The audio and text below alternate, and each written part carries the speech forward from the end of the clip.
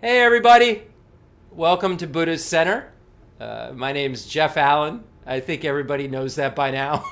But for anybody new on any of the applications I see a bunch of you are on, I feel very fortunate to be able to speak with you all this evening. Once again, we are looking, I say once again, because we keep looking at this text over and over and over again. I think we started in the late 90s looking at this text over and over again. So I say once again, we've all made it here. If you are listening to this and you know you have the ability to understand this, you're so fortunate. You haven't died today. So many people died today. So many sentient beings who had no plans of dying today died today. And we could have been among those sentient beings that died today in any among the different realms. But fortunately, we're still abiding in this human basis with these 8 lasers that Lama Tsongkhapa shows us, and Nagarjuna shows us that we have. We have these incredible opportunities right before us, this potential, and all the causes and conditions to really take the essence of this potential. We have qualified teachers. We have an incredibly clear path laid out in front of us with all of the stages that are necessary for each and every one of us to become fully enlightened Buddhas and remove the obstructions to omniscience and the afflictive obstructions that only the Buddha has done, only a Buddha has done. The indicator if he or she is a Buddha is that they have removed the afflictive obstructions and the obstructions to omniscience and can simultaneously do what no other being in the universe can do, and that's understand ultimate reality and conventional reality simultaneously, and has perfected wisdom, love, compassion, power, and skillful means. So we will achieve that state in dependence upon exactly what we're doing right now. And what an amazing chance we have.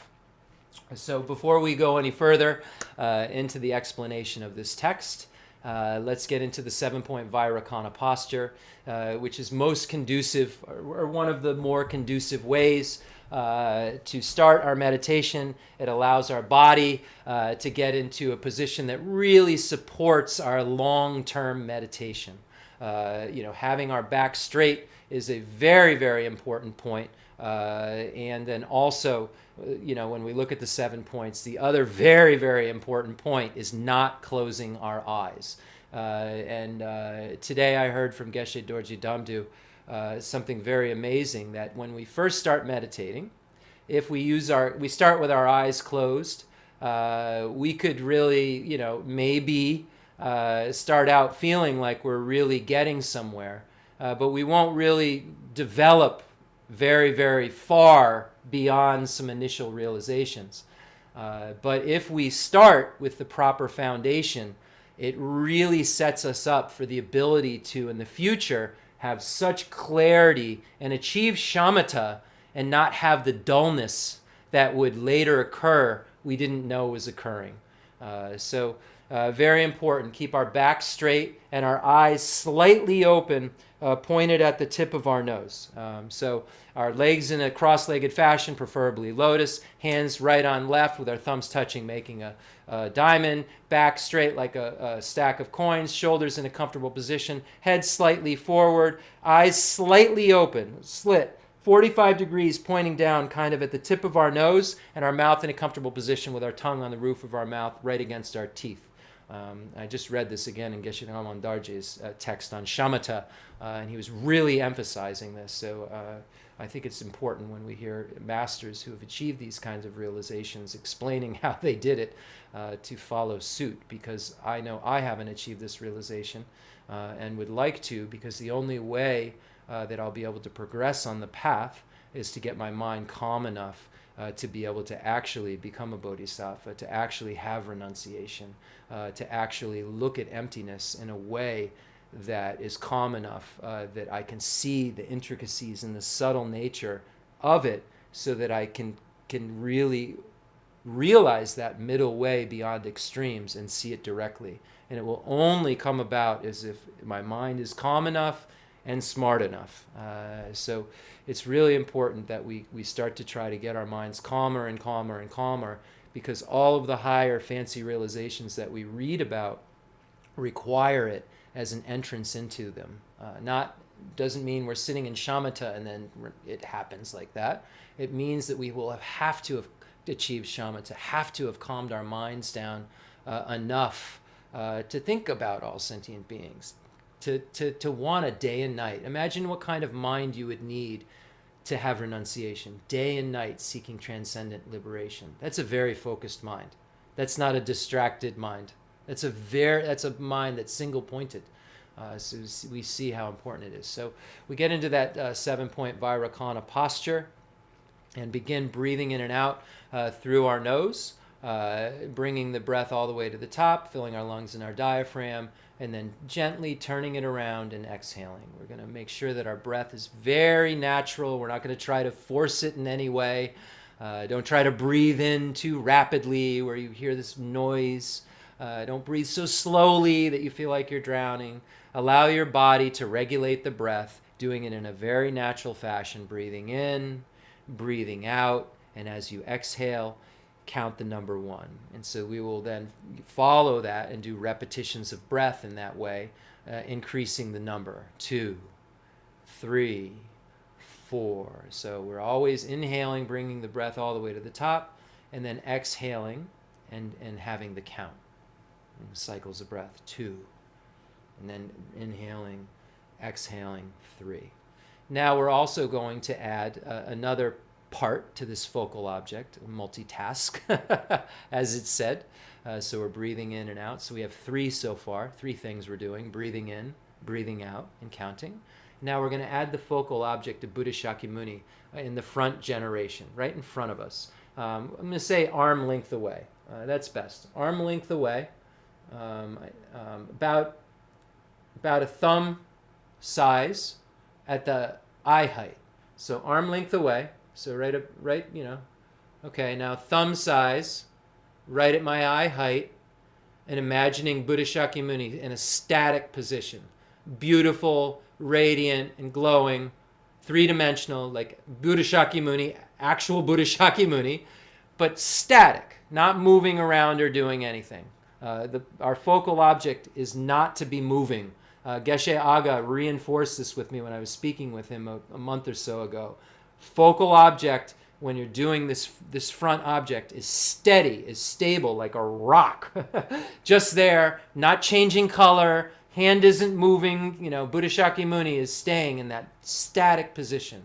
So arm length away, about thumb height, size, at the height of our eyes. So now we have 4 things.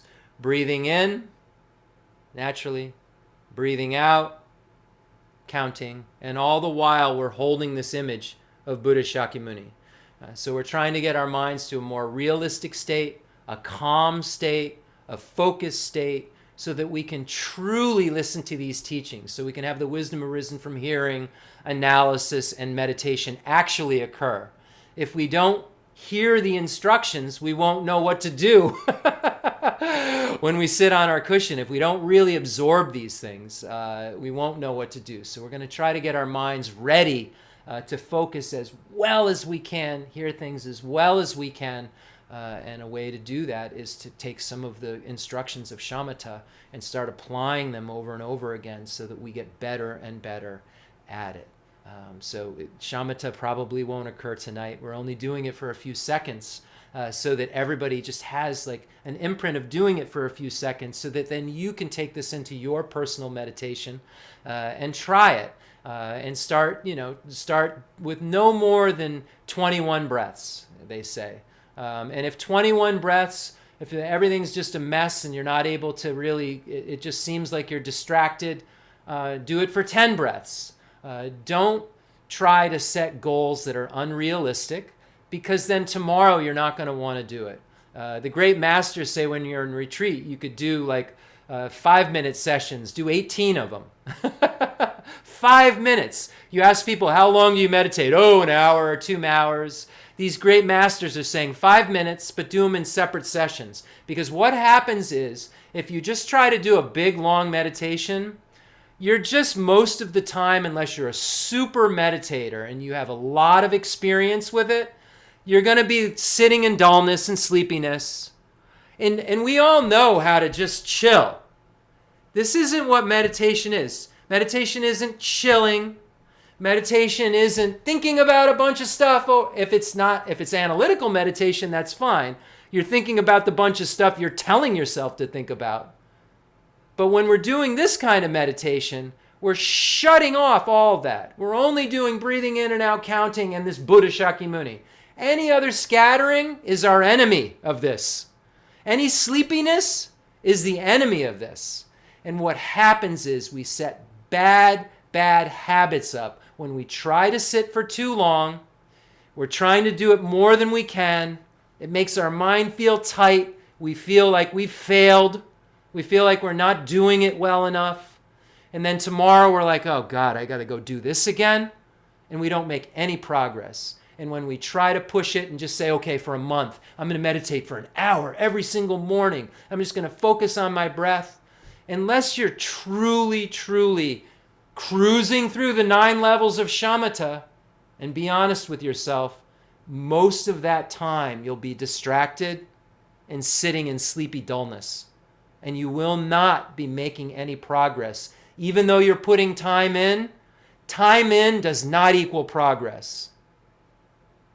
Thinking you're practicing the Dharma because it's like some things that are written down by Buddha without putting them together in a proper way, or without knowing how this fits into this, so that it fits into that, so that it fits into that, won't allow you to make any progress. Sure, you'll put some imprints in your mind, you'll die, and then hopefully in future lives you'll connect to a spiritual teacher who will say, okay, sit down and these are the stages that you need to do. Don't try to freestyle these things. And freestyling breathing meditation and shamatha can get you into trouble, because our winds and so forth in our body can get irregulated, and a lot of breathing work you're seeing people doing on these applications are going to cause harm to their body. They don't know what they're doing. They're doing all these things and trying them on, and it's very dangerous if you don't have a qualified guru. And I don't mean a qualified guru that, 6 months ago took some ayahuasca and had some realization. And now they're teaching everybody about that realization. They're teaching their delusion to you. I had all these delusions and hallucinations happen, and now let me teach you why those aren't delusions and hallucinations. And wow, we can get lost for a long time in those fields that feel so real and feel so beautiful. And we talk about the matrix, and we think that we can put this whole thing together like we're sewing, and that it's all just sewn together, and it's a carpet of pieces, and it isn't, all is just one, and just really not know what we're talking about at all. But think that we do, and we could spend years doing it. It may sound good in a coffee shop or somewhere on an island, where everybody's happy and you're all talking about this spiritual stuff. But I assure you, when the shit hits the fan in life and the suffering of change happens and separating from the pleasant happens and not getting what you want happens, and then that typhoon happens on that beautiful island, and half of the people you know are all ripped from your lives, and you no longer have an arm, that Dharma is scary. That Dharma, I question whether it will help you at that time. So really try to rely on qualified teachers. And I'm not saying I'm the qualified teacher. I'm the one talking right now because I've had very qualified teachers, still have very qualified teachers, and would never try to present something to you that I don't know I'm parakeeting exactly from a qualified teacher. Or have realized it myself in some cases around the foundation of all good qualities being the Lama. So I really just want to reinforce that. Don't try to make this up. Don't try to read a couple Dharma books and a couple books on this and that. Try to put it together, make your own thing up, and then wonder, and years are passing, why nothing's really happening. You're still wicked attached to this life. You're still seeking out everything to just try to feel good all the time. And I promise you, the way cyclic existence works, you won't feel good all of the time. And when that kind of facsimile, fake spirituality stops working for real problems, wow, how depressing that you've spent so much time and wasted so much time when there's so many things out there, so many qualified teachers out there that won't lead you astray. So let's start breathing in and out. Breathing in and out, counting, form of Buddha Shakyamuni in the front. These are the only things we're thinking about. Your mind gets scattered. Mindfulness is saying these are our focal objects. You're telling your mind what to do. You're not forgetting breathing in and out, counting in the focal object of Buddha Shakyamuni. You have a spy in your mind that's called introspection, sometimes vigilance. That spy is saying, hey, is Jeff meditating on breathing in and out and counting in the front generation? Now, if that's not going on, the spy says, uh-oh, something else is going on. And that spy says, oh, it's Jeff talking again. So mindfulness then grabs what I'm not supposed to forget and brings it back. Sometimes they say it's like a pet dog that got lost. You know, your mindfulness was the pet dog. This is your focal object. The focal object is the breathing in and out and the counting in the front generation. It's like a pet dog. Your vigilance realizes, oh, your pet dog's gotten lost. So then mindfulness gets a rope or a leash, goes and grabs the pet dog and brings it back. If you see scattering or if you see sleepiness, let the mindfulness grab it back. And then this is how you apply the antidotes to the excitement and laxity. Okay, so let's do that for a minute.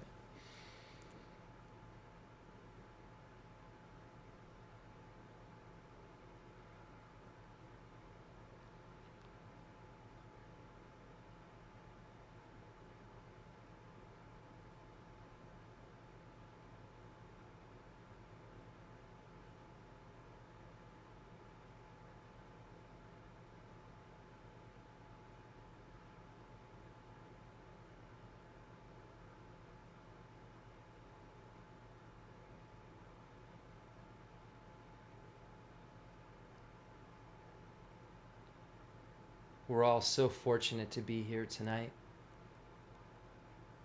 thinking about Buddha Shakyamuni, who's abandoned all negative qualities and only has excellent qualities. No longer has the afflictive obstructions or the obstructions to omniscience, the cognitive obscurations. They're all gone. Our minds will achieve that pure state in the future. We have all of the instructions necessary to bring our minds from this sullied state where we have so much attachment and anger and ignorance to the pure omniscient state, perfected state of the Buddha. We can get rid of the afflictive obstructions that bind us to cyclic existence, just like the Buddha did. We can get rid of the obstructions to omniscience, those cognitive obscurations that keep us from being infinitely happy, just like the Buddha did. We will become the reliable guide, just as the Buddha is. We have Buddha nature. Our mind is empty of inherent existence. It is not in the nature of defilement. These defilements are adventitious stains, can be removed. Our mind will mature, and as it matures, they will be removed. And once it reaches the full maturity, we will be Buddha. Every sentient being will be Buddha, because this mind does not have any inherent nature of this or that. We can emerge from this pure, pure mind, this pure, clear light mind that has so much potential to give rise to us as a Buddha. We will become this pure being. because we have Buddha nature and because we have a pathway that will allow us to achieve that. Now imagine that Buddha Shakyamuni expands, explodes, is no longer static, is now Buddha Shakyamuni in an animated form. So happy, so loving, looking at us with so much love and compassion. And imagine that Buddha Shakyamuni has exploded into the merit field. All the gurus, Buddhas, and Bodhisattvas now are in the space in front of you. Imagining His Holiness the Dalai Lama, imagining Khyentse Geshe Wandak that so many of us had such a great connection with. I spent 25 years with a living Buddha. Seems like to me such a qualified teacher. So happy that we're continuing these teachings. So happy that we're all here doing what it will take to become Buddhas. That's all Khyentse Geshe Wandak cared about, was that we were practicing, that we were putting the teachings that he gave us into practice, that we were maturing our minds to that place where there's no more maturity to do. We were in the process of getting rid of the afflictive obstructions and the obstructions to omniscience. That's all Khyentse Geshe Wandak ever cared about. And now he's so happy that he sees that that's exactly what we're doing. Imagining Geshe Lobsang Gompo, and imagining the Ken Rinpoche Genjatso, Demalocha Rinpoche, all the holy beings that you can think of, imagining Geshe Dorje Damdu and Geshe Mala Tenzin Ladrinla and Geshe Aga and Ani Tupten Chodron. Such an incredible being. Jeffrey Hopkins and Alan Wallace and Alexander Burrs and all these incredible beings. Imagining these holy gurus in the space in front of you, Lama Zopa Rinpoche. Imagining the extensive deeds lineage, that incredible... Hold on one second.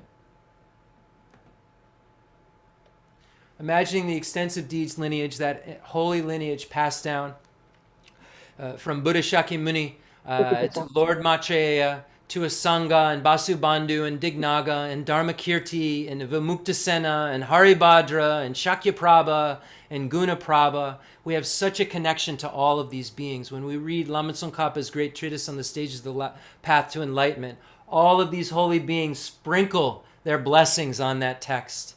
We see all of those holy names in there. We understand the grounds and paths and the 7-point cause and effect for realizing the mind that aspires to enlightenment, and the logical teachings that Dharmakirti and Dignaga have given to prove that Buddha Shakyamuni is the reliable guide, to prove that our mind is beginningless. All of these things we've heard because we have heard these holy teachings from the extensive deeds lineage, the holy things we've heard about the Vinaya, and the things in the beginning of the Lamrim Chemo where it teaches how one should listen to the teachings and then give the teachings. We see all the advices.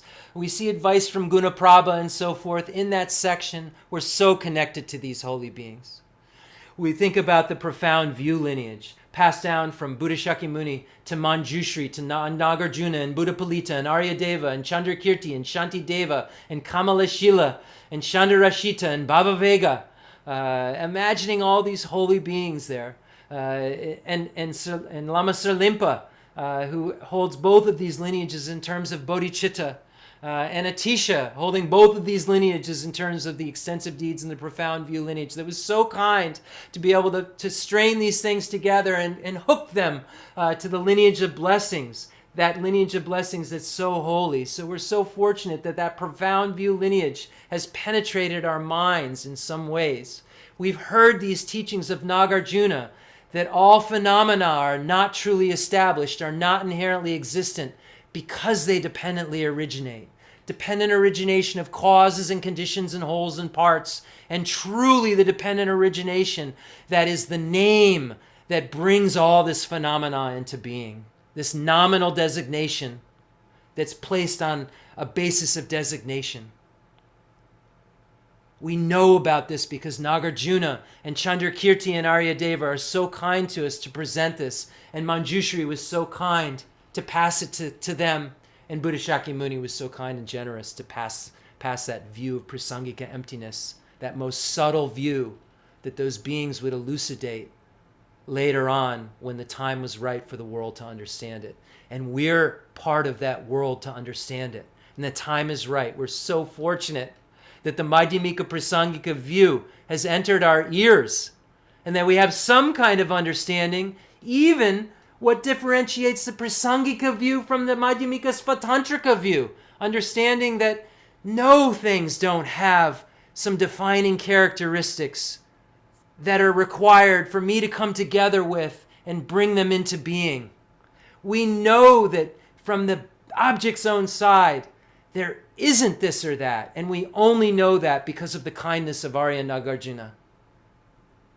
We're so, so fortunate to have these beings in our world. The lineage of blessings, that lineage of blessings that teaches us how to see the nature of the mind, passed down Shrawa and Matripa and Naropa and Talopa and Marpa and Milarepa and Gampopa, those holy, holy beings that Atisha found so profound. And Lama Tsongkhapa said, yes, there's no different view than the view that Milarepa realized about the mind. There's no different view. There's no higher view.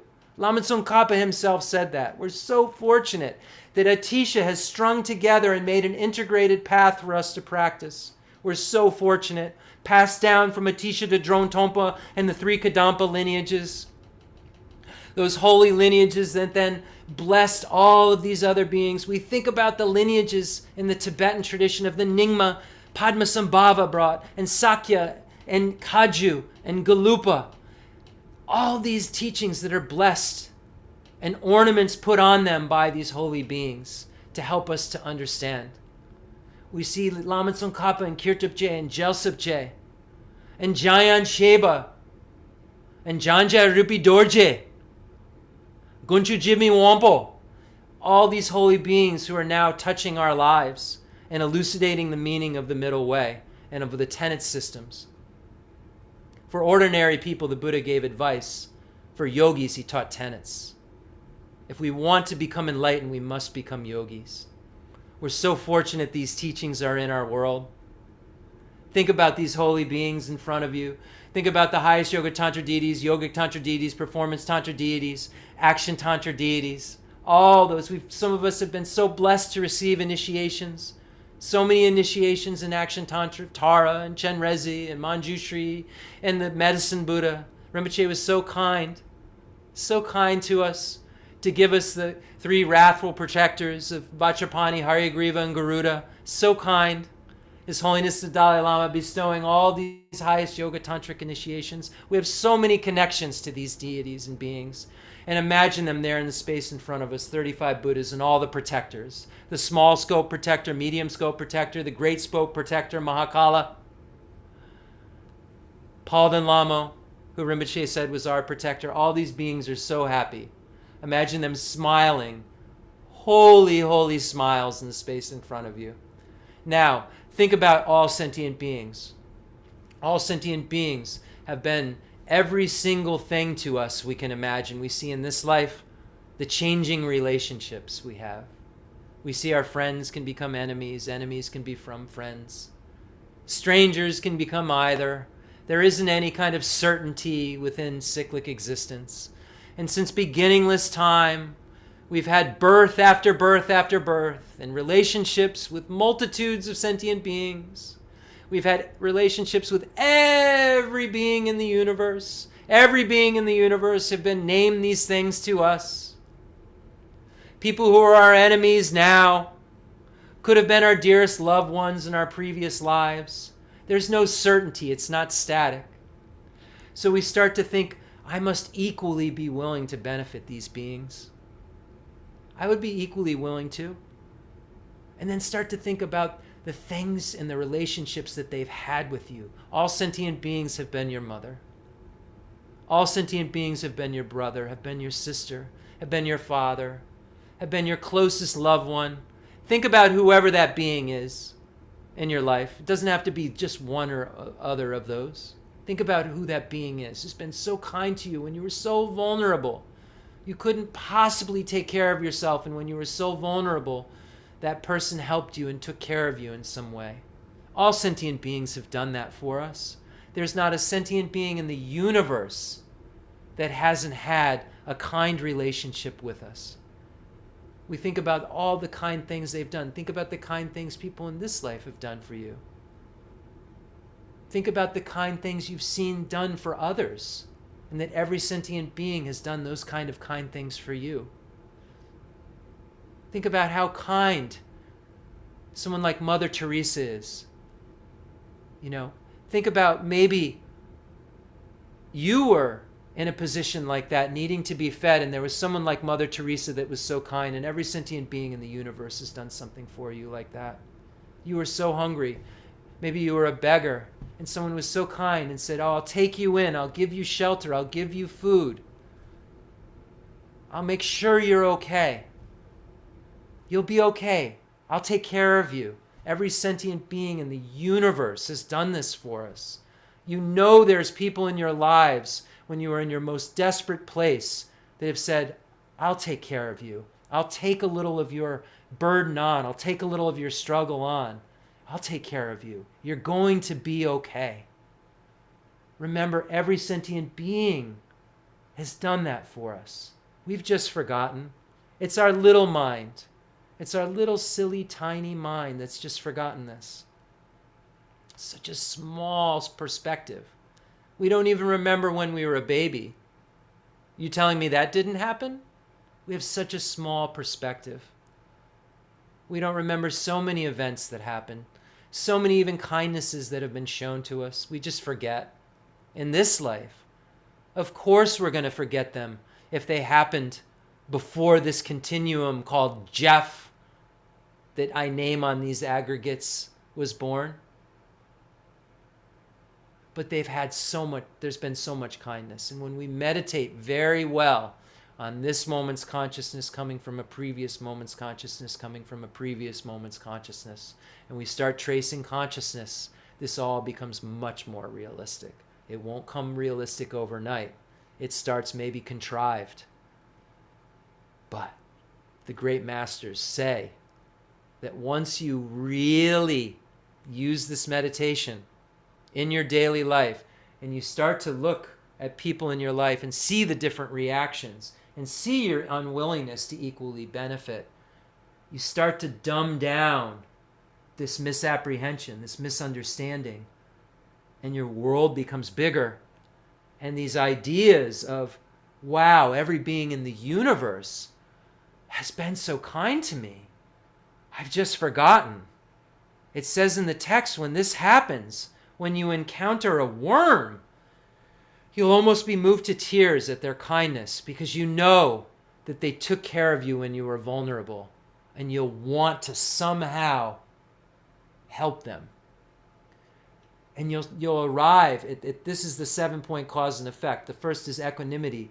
And this is what Jeffrey Hopkins said moved him so much. I think I misspoke because I was speaking so quick last time. But the equanimity part, where he was seeing his reactions towards these different beings being so different, and seeing the absurdity of it, and the absurdity of his mind doing it over and over again. Like being on the subway and using it, and going here and using it, and going there and using it. That's what a Dharma practitioner does. Using it at all times to try to make the mind better.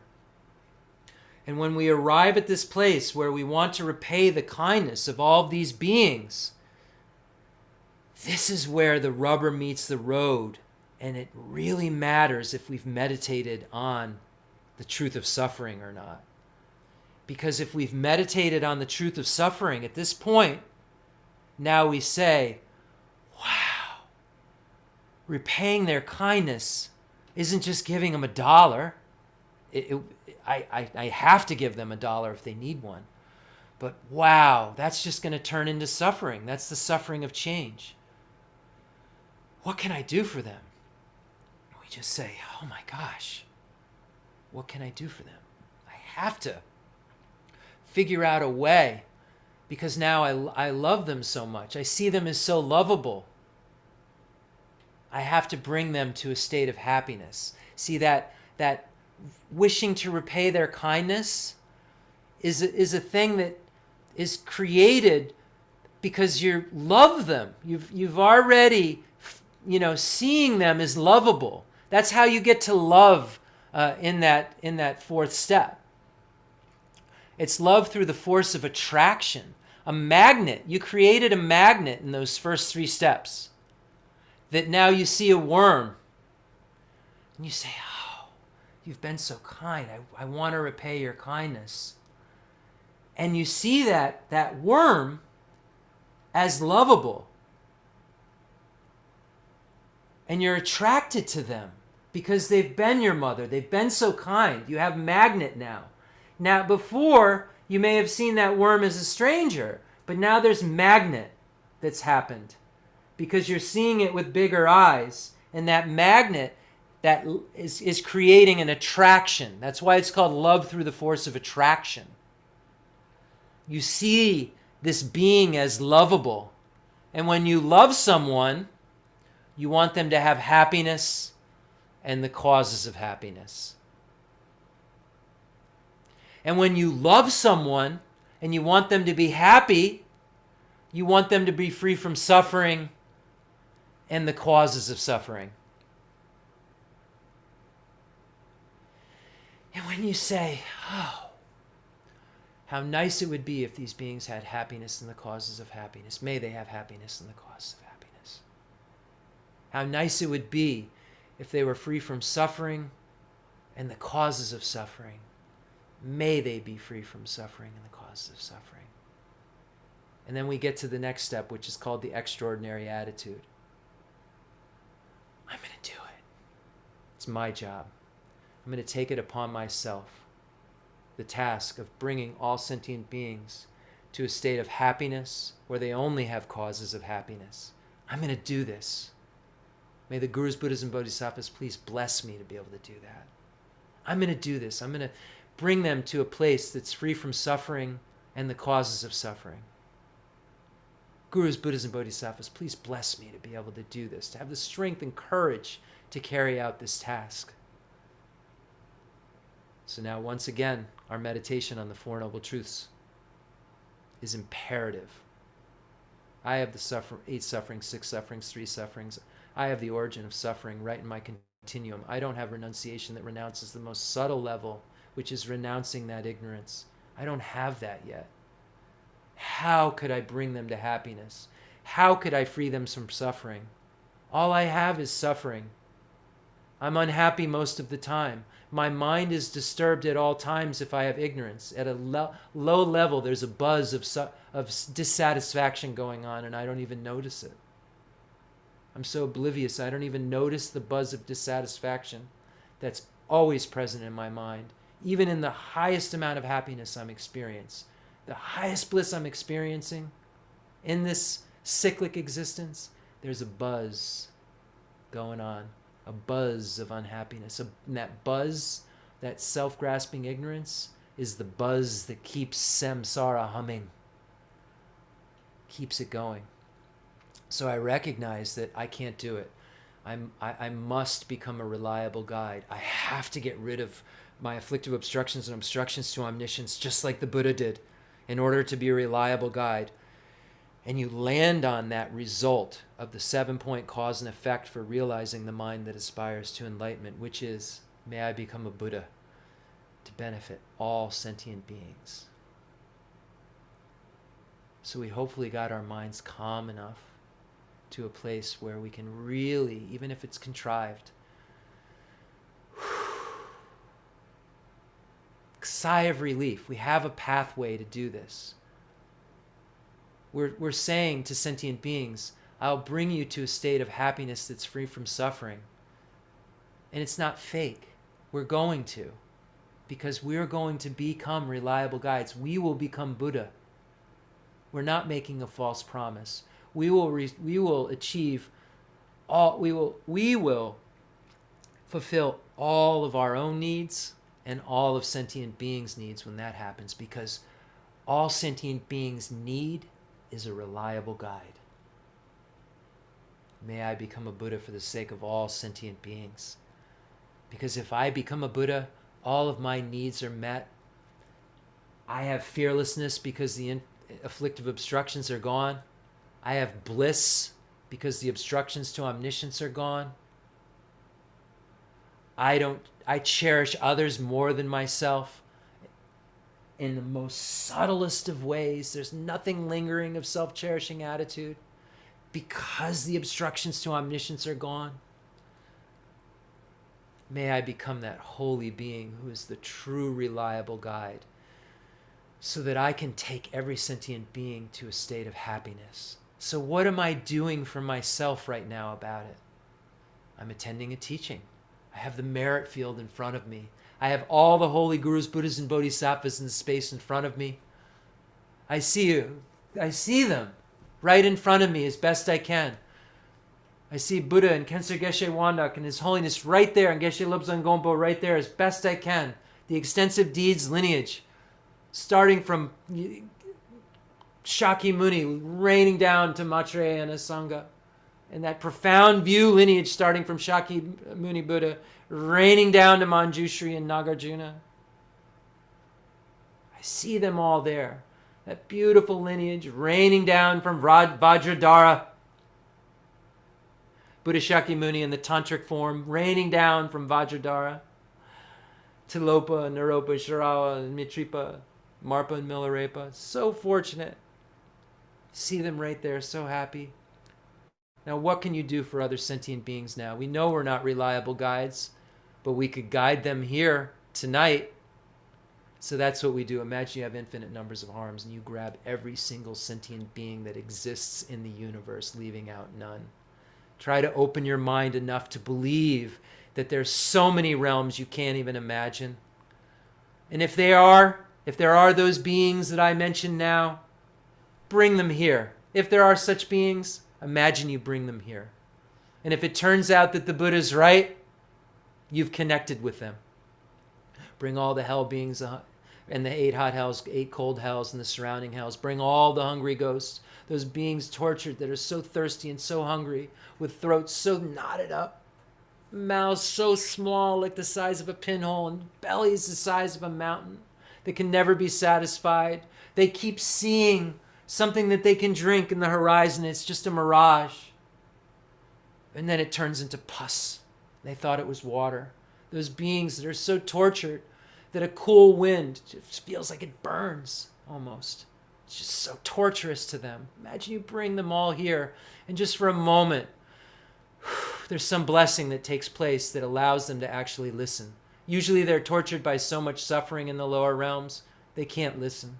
Even though the hungry ghosts are smart, geniuses, some of them, they're tortured by so much suffering that they can't hear this. But just imagine that they have a relief for just a moment, and you've brought them here. Imagine all the animals that just have so much ignorance. Those animals in the ocean and on the ground and in the sky and all these bugs. Imagine that you bring them here. I know we anthropomorphize our animals and say, oh, they're so smart and they have all these great things, and I know they're at peace. But they really aren't.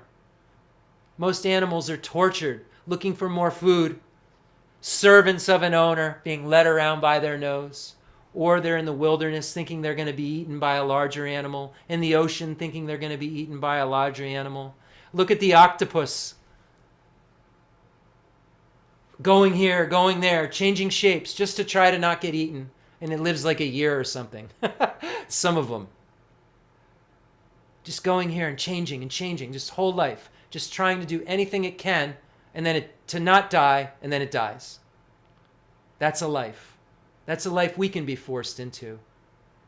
But right now we have this human basis, and we can listen to these teachings. We can hear these teachings. And we can imagine that we bring all of these beings here to do so too. Imagine all of the humans, every single human. Don't leave any humans out. And when you do your meditation in the morning, and you're doing any kind of love and compassion meditation, and you're doing it for sentient beings and imagining them, don't imagine fake sentient beings. Some of them you can if you're doing hell. When I say fake, ones that you haven't met and don't have relationships with. It's actually a lot easier to imagine something you haven't seen because it doesn't create a movement in your mind. But when you start to really connect to people that you've seen and have had relationships with and start tracing it back, I think you're going to find that your mind can go really big in numbers. You start thinking of everyone you've ever known. Start on your block. Move down to the store. Think about all those people. You know, all the places you go. Think about all those people. You can think of their faces. May they have happiness in the cause of happiness, be free from suffering in the causes of suffering. Really, moving through your childhood, think about those beings. It's amazing how many people you'll come up with. Bring them here. Imagine all the demigods. Imagine all the gods in the desire realm, form and formless realm, that are suffering, and they're all here. So fortunate that we can do these meditations and that they make some sort of sense to us and can really change our minds. I know I spend a lot of time on this, and we're just kind of discussing this and kind of doing a glancing meditation in a way, but let these teachings saturate your mind. This isn't a fantasy world we talk about. This is real, 100% real. And the more your mind knows that, the more you throw yourself into figuring out what's real and what's not real. So amazing. So you've brought all sentient beings here. The entire merit field's in the place in front of you. So happy that we're engaging in this. And now let's read the Heart Sutra.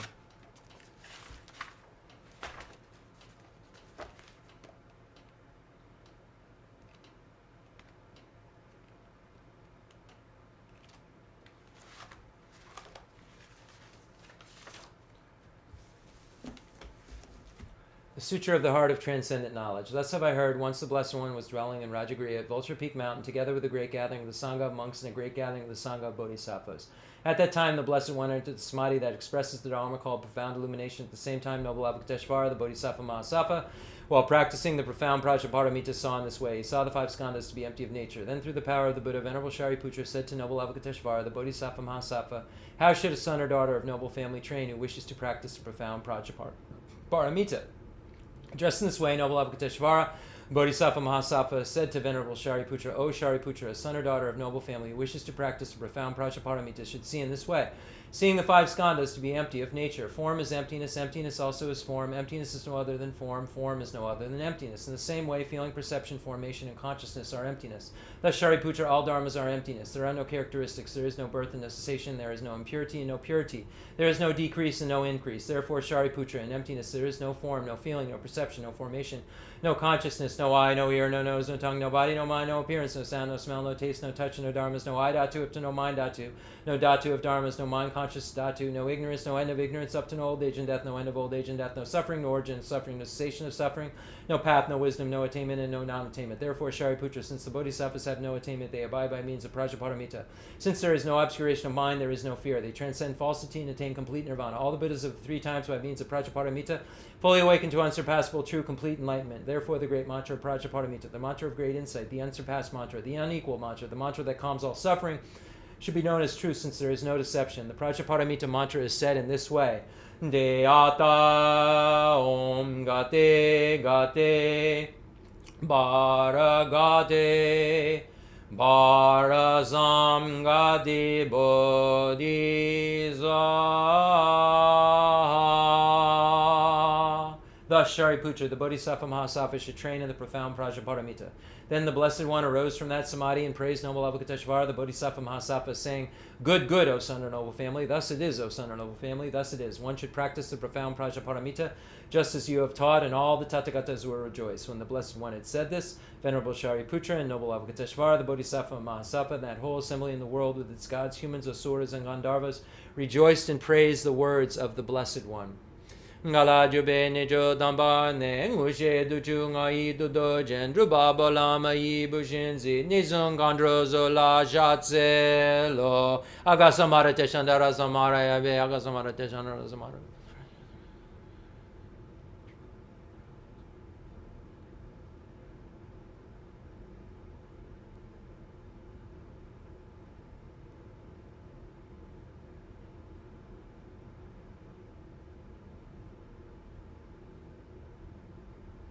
Agasamara Jasanara Samana, Beata Ongatikati, Parakati, Parasangati Buddhisoa, Papa Conchisunji, Kaitime Doji, Lobodoji, Mepodoji, Shiwadoji, Draghi, Baje, Medevenja, Sanji, Jengaria, Zoa, Agarian, Don Jaji, Shiwada, Medun, Bejan, Androada, Tumba, Jonjin, Bonzo, Georgi, Daji, Dejan, and Dade, Lejo.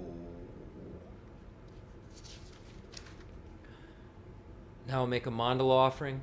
And when we're making this, remember the merit field is in front of us. All the holy gurus, Buddhas, and Bodhisattvas, extensive deeds, lineage, the lineage of blessings, profound view, lineage, all the Nyingma, Kaju, Sakya, Galu, all these holy beings, all in the space in front of you. Kensur Geshe Wandak, smiling. Never forget that. Make that mandala offering. And hopefully he's just emanating all over the place, helping everyone right now. Who knows who's who? The fundamental ground is scented with incense and strewn with flowers, adorned with Mount Meru, the four continents, the sun and the moon. I imagine this is a Buddha land and offer it. May all sentient beings enjoy this pure realm. Holy Lamas high, wrap the sky of your Dharma bodies in massive clouds of knowledge and love, and let them pour upon the earth of your disciples as we are ready, a shower of rain, the teachings deep and wide. I send forth this jeweled mandala to you, precious Guru. Zanje Jodan Zoji Jonan La, Janju Badu Dani Jazuchi, Dagi Chushe Jipe Sonanji, Drola Benche Zanje Drubar Sho, Zanje Jodan Zoji Jonan La, Janju Badu Dani Jazuchi, Dagi Chushe Jipe Sonanji, Drola Benche Zanje Drubar Sho, Zanje Jodan Zoji Jonan La, Janju Badu Dani Jazuchi, Dagi Chushe Jipe Sonanji, Drola Benche Zanje Drubar Sho. Enthused by great compassion, you taught the immaculate Dharma to dispel all perverted views. To you, the Buddha, Gautama, I pay homage. Enthused by great compassion, you taught the immaculate Dharma to dispel all perverted views. To you, the Buddha, Gautama, I pay homage. Enthused by great compassion, you taught the immaculate Dharma to dispel all perverted views. To you, the Buddha, Gautama, I pay homage. If you're attached to this life, you are not a spiritual practitioner. If you are attached to samsara, you have no renunciation. If you are attached to your own self-interest, there is no bodhicitta. If there is grasping, you do not have the view. And may this teaching be heard and understood in the language of all sentient beings, just as it says in the Sanchu Molang. Okay, here we are. I was going to make the front part really short. That's what I told my mind to do. You see how distracted Jeff's mind is. I said, Jeff, when you sit down on that cushion, you're going to do like 30 minutes of an intro, and then we're going to get into the class. And but I really feel like when, I do practice this stuff, and I do get up in the morning and meditate, and I do, when I have something come up that I feel like it's helpful to tell you from like the oral tradition, and the oral tradition comes because of Rinpoche passing things to me. And it's amazing because the instructions we're given don't always sound exactly like instructions when they're given. It's funny. They're just kind of information. But then as you engage in practice and you start to really try to figure this stuff out, not in like a gross way, in a more subtle way, you see how these epiphanies happen. And they're not related to, I saw emptiness. Not like that kind of epiphany. Little tiny epiphanies related to, like I was talking about, taking an inventory in both confession and rejoicing. Little epiphanies that happen. And if I can share that with you and kind of share how that 7-point cause and effect works in motion, in a meditation, that it's worked in motion for me with, not that I have that result of bodhicitta, but I'll tell you, I start to maybe smell, like I maybe like start to take the bark off the sugar cane, and I can smell the sugar, and I'm not smelling the bark, So it means that if I could just get a little closer, I could actually taste it. And I think that until you really make a concerted effort with this stuff, and for a long time, I've done this for, to me, 25 years is a long time, and done some pretty poor job at it at times, right? But while I was doing what was poor job at it, I kept going. And that's what made all the difference. being able to doing poor job, but still be a Buddhist and know that Buddhists can do a poor job and it's okay. But doing a poor job isn't what I aspire to be, aspire to do. I'd like to not do a poor job.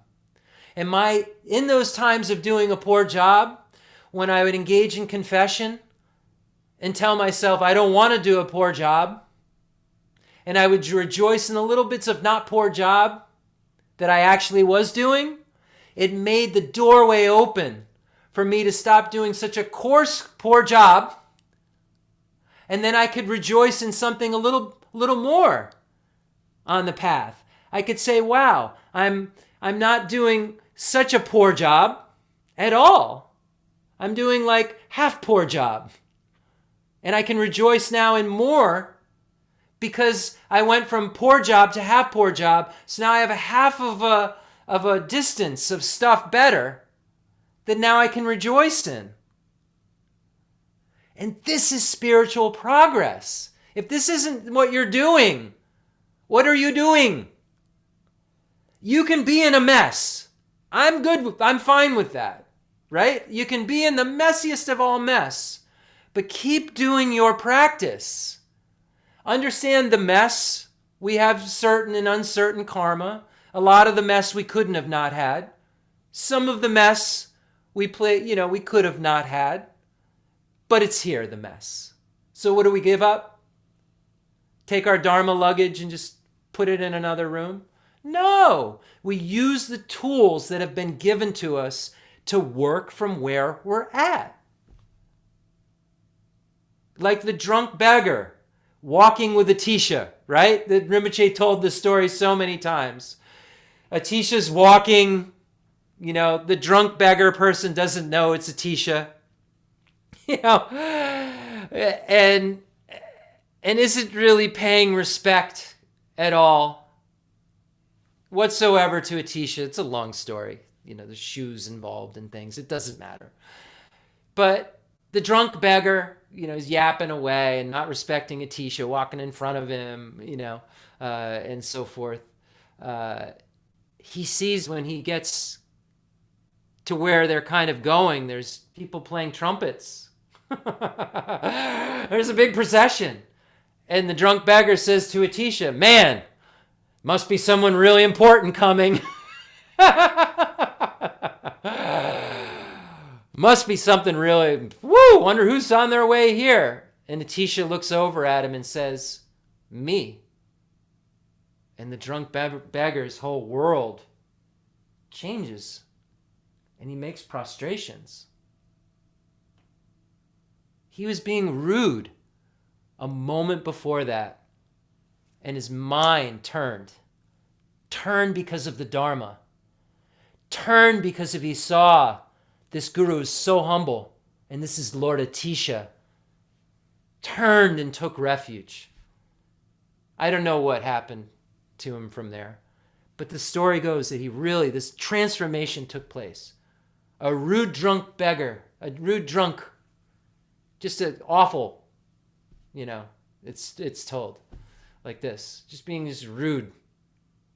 And his mind just turns. In a trip of walking, all of us can do that. And we all must, because it's our job. We'll all become Buddha. We all want happiness. We all hate suffering. We don't like it. So what would our job be? We think our job is what we're told, like when we go to school, is to get a good enough education so that we can be happy and we can get the things that make us happy. We're willing to do that. That's just half story. It's half story because, they can make you happy, give you a happiness appearing, seeming in this life.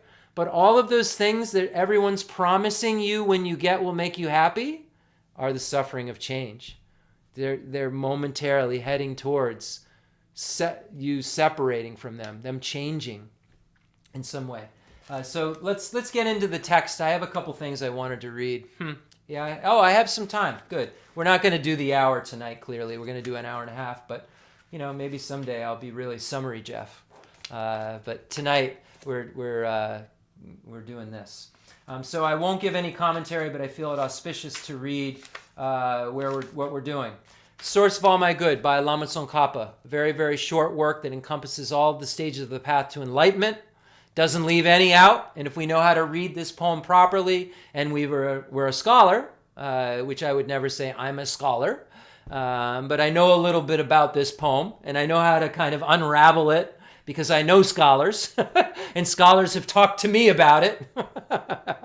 So I can unravel it a little. And we have Pabunka helping us. Pabunka Rinpoche Dorje Chang Vajradhara, as strong as a diamond, helping us.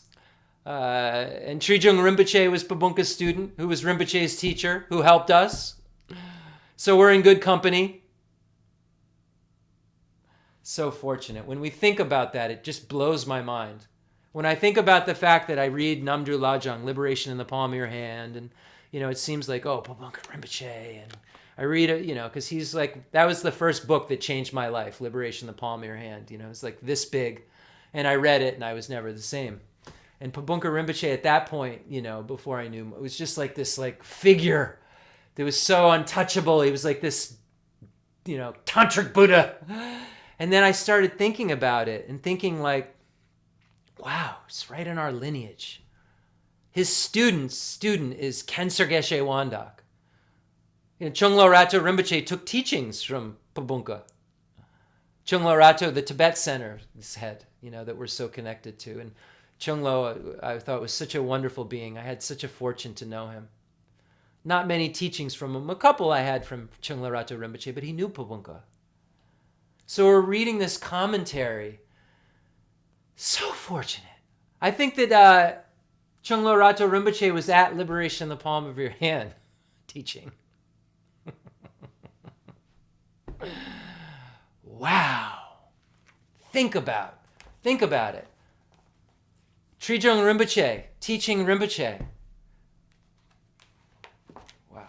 Trijung Rinpoche is the one who wrote everything Pabunka said down and then made Liberation in the Palm of Your Hand. Pabunka said, I don't trust anyone else in the world, Trijung, but you, to write all this down. Just like Atisha told Drone Tompa, I don't trust anyone else in the world to pass the Lamrim lineage down, but you. This is what Pabunka said to Trijung Rinpoche about this text, Liberation in the Palm of Your Hand. And then Trijung Rinpoche is Rinpoche's teacher. Amazing. And the Dalai Lama's teacher. Amazing. All our teachers. Dalai Lama is our teacher. Rinpoche is our teacher. Geshe Lobsang Gompo, our teacher, who's had all the same teachers. Wow. We're right there.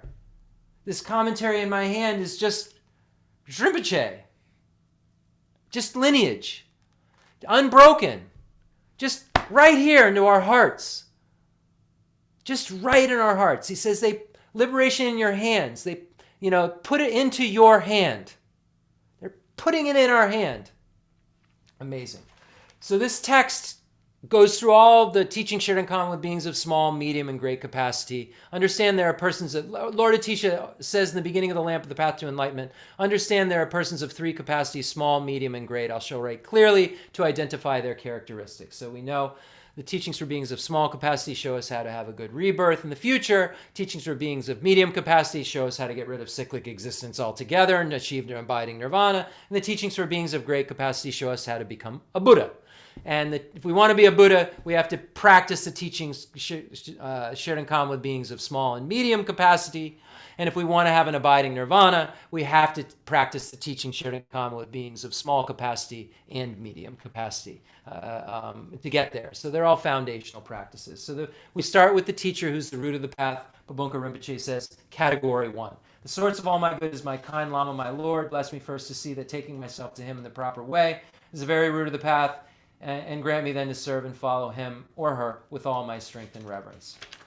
Number 2, Pabunka says we get into how you train your mind once you have a teacher.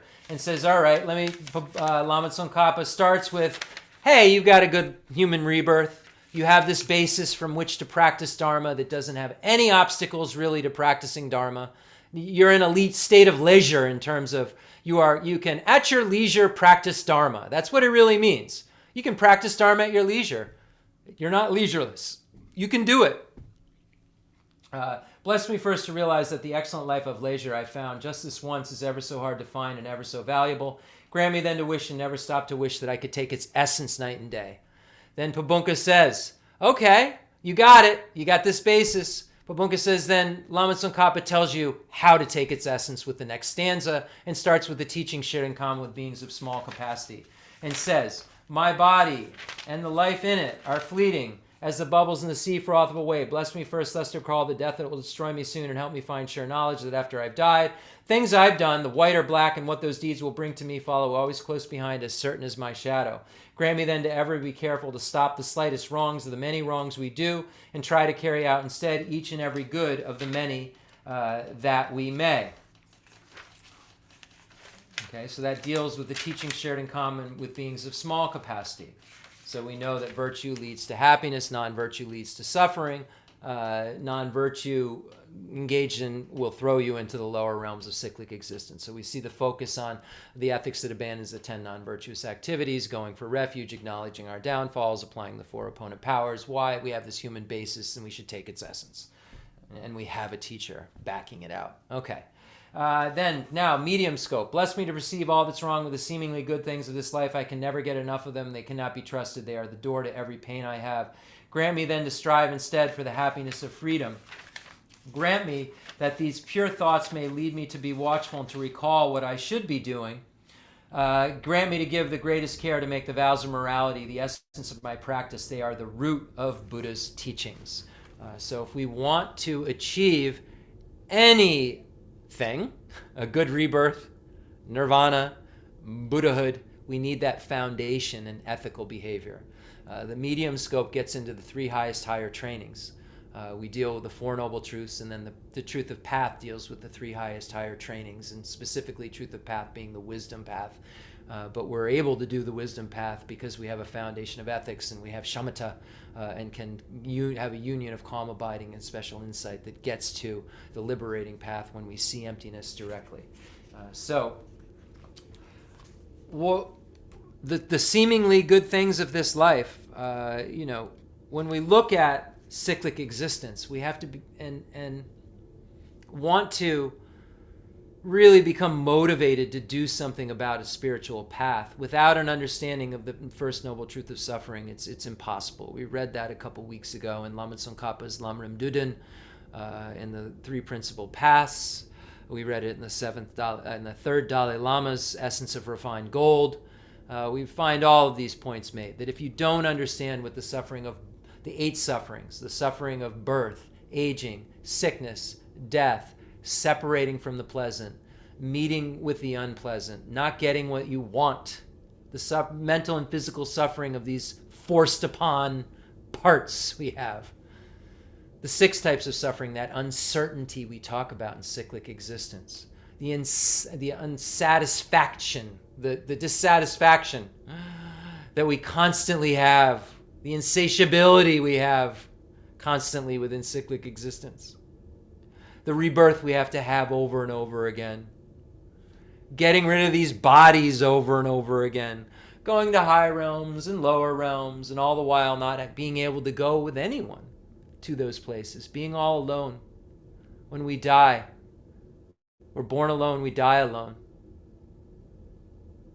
Friends will become nothing. Our material things will become nothing. Everything we thought of and attached to as Jeff's world will become nothing, and I'll be forced into another set of aggregates through my subtle mind. Will leave with subtle aggregates, and I'll be in an intermediate state, believing I'm a me that isn't Jeff. Whoa, right?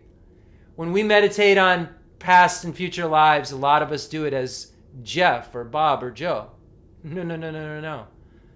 That severing takes place, and why we say friends become nothing, enemies become nothing, your whole world becomes nothing, you become nothing. It's not because you just, dissolve into emptiness or something. It's because the you has been a label on a set of aggregates, gross aggregates that are dead. And now the subtle mind is saying, I'm this now.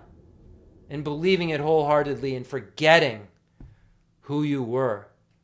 And that's the problem. We cannot let that happen. We've got to figure out how at the time of death to be the director, directing that next life, directing our consciousness to a place where we can study more, being the director at that time, creating the creator of our next illusion, the creator of our next conventional concealed truth. Really important, and the only way that we can do that is a foundation in spirituality. Really, because we'll continue to have this cycle of rebirth over and over and over again. And Lama Tsongkhapa's great treatise on the stage of the path to enlightenment, when we look at the Four Noble Truths and we see, we can really summarize that first truth of suffering into three sufferings. First, the kind of gross suffering of suffering, like, ow, that hurt. Man, my mind feels bad. Like that kind of gross kind of suffering that we all know about. It says when you come into contact with an irritant, something that hurts, the torment that goes on in your mind or in your body, like that, that kind of suffering is the gross suffering we all kind of know about. And then the suffering of change is that, all of these things, usually the suffering of change occurs when we're suffering and then we suddenly become happy. We're suffering because we wanted something and then we become happy. Great description Alan Wallace gave. He said about the suffering of change, I thought this was ingenious, and I told him when I looked at the screen, I'm going to steal your example. Lama Alan Wallace. He didn't hear me, unless he has clairvoyance, which he probably does, so I'll take it as he heard me. But he said, the suffering of change is kind of like this. You go outside in the morning, and you see all your tires are flat. And you go, okay, and you pump them all up. Pump them all the way to their full, because you're so attached. You got to go for a ride. I have to drive. So now you fill them all up, okay? So you were suffering because I had all these flat tires, because in Lama Tsongkhapa even concurs, it usually starts with your suffering in some way, and then you become happy, It comes from that place of dissatisfaction, and now all of a sudden, oh, I'm happy. So now you filled those tires up, and you're driving down the road, but little did you know, actually somebody that night, while you were asleep, put a pinhole in every one of those tires. You're driving down the street, you're happy, everything's exactly the way I want it to be, but slowly but surely, those tires, because of impermanence, momentarily are losing air, losing a little more air. Just think about it. Apply it to everything. Everything. Things are getting older. You don't like them as much. People are changing, losing a little more air. Just losing a little more air. And then suddenly, that thing that made you so happy, you go out and they're all flat again. That's the suffering of change. That self-destruct mechanism and all of these conditioned, contaminated things in cyclic existence that we think will make us happy. We run towards them and they're like salt water. They satisfy us for a second and then we're thirstier than we were. Because now we're angry. Man, I should have known they had pinholes. Now we're angrier. Because we're like beating ourselves up for being so dumb. When that thing breaks apart, when that relationship breaks apart, when that car we wanted so badly breaks apart, when the car payment, when we overdo it, we buy a car that's too much money and now we can't make the payment. And now that car, man, that thing out there isn't worth it. I don't care how shiny it is. It doesn't have to rust out. Maybe it's this humongous car, gas-guzzling car, and now gas is $10 a gallon. You were so fancy in your Hummer. Now you can't afford to drive it. Is it fancy? When was it fancy? When did it stop being fancy? The self-destruct mechanism in anything within cyclic existence starts when it's born. We start to die at conception. We die a little bit every moment. Everything is all dying. around us a little bit every moment. All impermanent things are. We just don't see it. So that's the suffering of change. So it says the pervasive compounded suffering is the fact that no matter where you are in cyclic existence, if you have ignorance and you have all of these things, contaminated karmas, afflictions in their seeds, you will be forced. And you're always being forced. You're dying every moment. Even in the formless realm, the karma that's keeping them in the formless realm is dying every moment. They're moving. It says, because aggregates are firmly embedded in dysfunctional tendencies of suffering in the afflictions, the suffering of conditionality, the pervasive compounded suffering is always present. And therefore, myriad sufferings are just on the verge of arising in countless ways, right around the corner. No matter where you are in cyclic existence, you're moving so fast. And it doesn't even seem like it. Therefore, since the suffering of the pervasive compounded suffering pervades all suffering and is the root of the other two types of suffering, meditate on it often in order to become disenchanted with it. And then there's an interesting part here about, I think, the suffering of change. Moreover, your current pleasant feelings, which cause attachment to grow, mostly arise only upon the relief of suffering. Pleasure does not exist naturally, independently of the removal of suffering. For example, if you suffer because of too much walking, a pleasant state of mind arises when you sit down. So let's think about this. Let's think about the tires. Okay, so, man, my legs are tired, and you want to sit down. Then, as the earlier intense suffering fades, pleasure appears to arise gradually. I'm feeling so much better. My legs are getting to rest. Yet, sitting is not naturally pleasant because if you sit too long, suffering arises again. Just as before. Suppose that sitting and other postures were the causes of pleasure by their very nature. Wouldn't they just always be pleasurable? If going for a walk was pleasure, taking a seat was pleasure, happiness, wouldn't they always make that happen when you did that? Just as suffering increases in proportion to your involvement with causes of suffering, so should pleasure increase the longer you walk, the longer you sit down, the longer you drink or eat. Geshe Dorje Damdu says, what's your favorite food? Oh, momo. Okay. I'm going to have you come over and I'm going to give you some momos. Oh, we're so happy. All right. So but I'm not going to stop giving you momos. I'm going to just keep giving you momos. Every minute or two. I'm going to give you a momo. So, which momo was delicious? The first momo? You got to the 15th momo and you were about to vomit.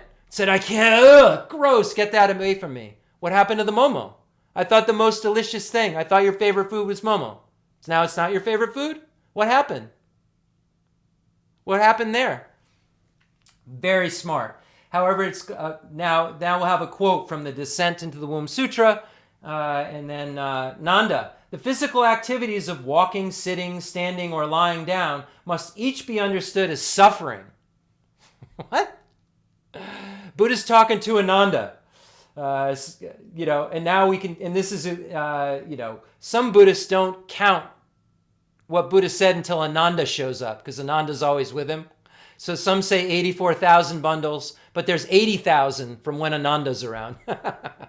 So some only posit 80,000 bundles, just a little on the side. So it's all suffering.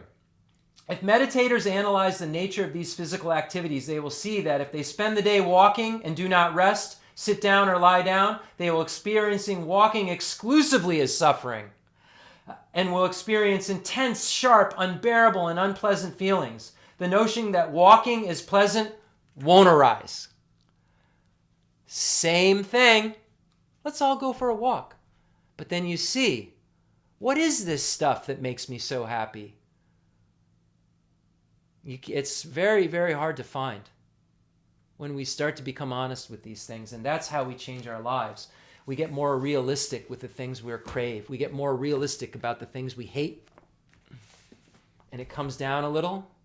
And then if we can get rid of that neutral state of ignorance that we just walk around with and everything appears to have a substantial reality that doesn't, an objective existence that it doesn't, then we can get rid of those kind of neutral feelings that still give rise to even the higher realms of cyclic existence, the suffering of change. Interesting. Okay, I'm going to read just this 3 minutes of something because I want to read this. Guarding Alertness chapter of Shantideva, number 5. I'll just read a few stanzas and then we'll continue to read this because it's important. Because what are we being mindful of? We're being mindful that we don't want to engage in non-virtue in the small scope. How are we doing that? We have a spy in our mind, introspection or vigilance that's seeing if we're doing the right thing. Those who wish to guard their practice should very attentively guard their minds. For those who do not guard their minds will be unable to guard their practice. In this world, unsubdued and crazed elephants are not capable of causing such harms as the miseries of the deepest hell, which can be caused by the unleashed elephant of my mind. Nobody else's mind. My mind is the unleashed elephant. But if the elephant of my mind is firmly bound on all sides by the rope of mindfulness, all fears will cease to exist and all virtues will come in hand. Tigers, lions, elephants, bears, snakes, and all forms of enemies, the guardians of the hell worlds, evil spirits, cannibals, will all be bound by binding my mind alone. External factors, it's my mind that's the problem. My reaction to the external factors, I can't possibly change everything external. I can only change this one thing that reacts to it.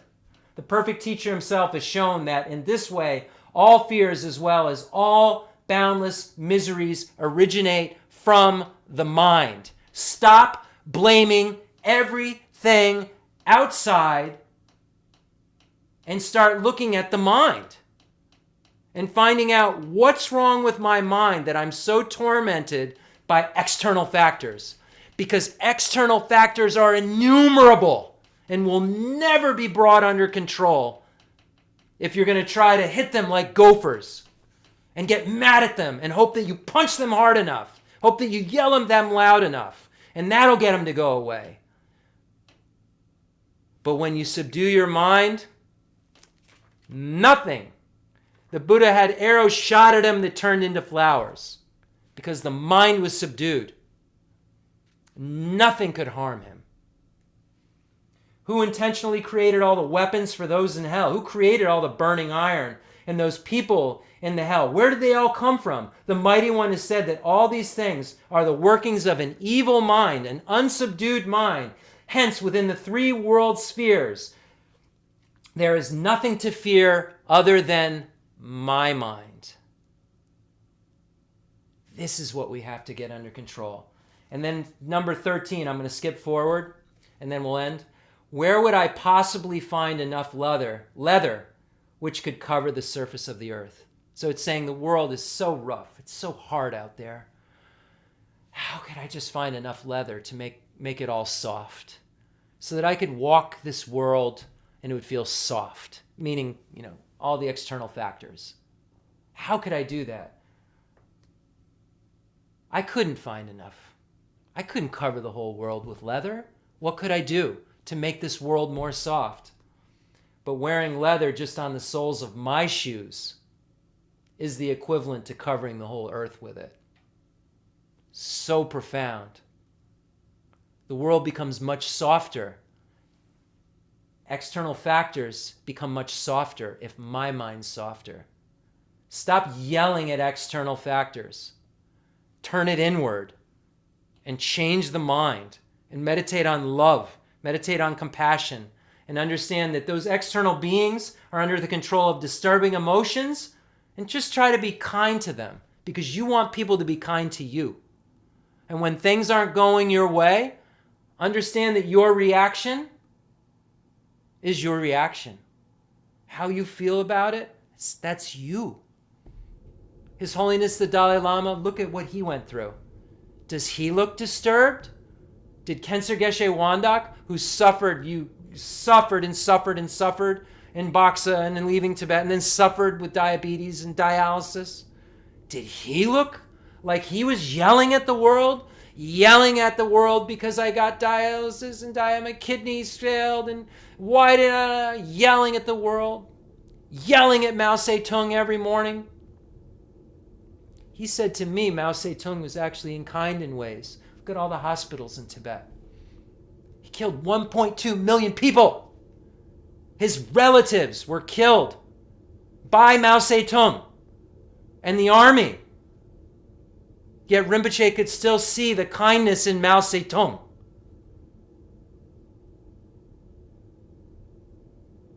Different. That's who I want to be. I can get mad at somebody I worked at a restaurant because they called me a name. Look at that difference. That's the difference. Okay, let's close it up. If you're attached to this life, you're not a spiritual practitioner. If you're attached to samsara, you have no renunciation. If you are attached to your own self-interest, there's no bodhicitta. Bodhicitta. There's grasping. You do not have the view. And let's do the mandala offering, and we'll close rather quickly. I'm sorry to go over. I don't know. Maybe we'll die in an hour or so, and I hope that our minds are saturated with stuff like this. So if we went a little over, I don't know. What are we doing next? It's so great. The fundamental ground is scented with incense and strewn with flowers, adorned with Mount Meru, the four continents, the sun, and the moon. I imagine this is a Buddha land and offer it. May all sentient beings enjoy this pure realm. I dedicate whatever virtues I have collected for the benefit of the teachings of all sentient beings, in particular for the essential teachings of Venerable Losandrapa to shine forever. I send forth this jeweled mandala to you, precious Guru. I dedicate all this virtue to emulate the knowledge of the hero Manjushri, and likewise Samantabhadra as well, with whatever dedication is praised as supreme by all the conquerors who traverse the three times. I also dedicate all my roots of virtue for the sake of auspicious deeds. In that pure land surrounded by snowy mountains, you are the source of all benefit and happiness, all-powerful Avalokiteshvara, Tenzin Gyatso. May you stay until samsara's end. May we never be separated from Khyentse Geshe Wandak in all of our lives.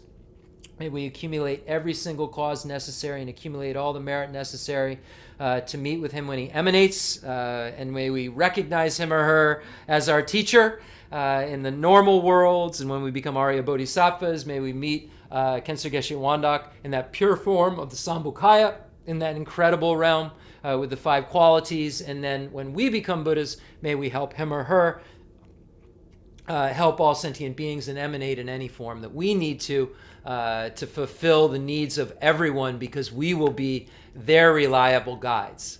Let's make that our goal. Let's become the reliable guides that we need, and we will. Thank you, everyone. I appreciate you listening, and I'm glad we're all here. And we'll see you next time. And I see all your names as usual, and I think of Khyentse Geshe Wandak, and it brings like a little happiness to my heart. So, all right, take care. See you next time.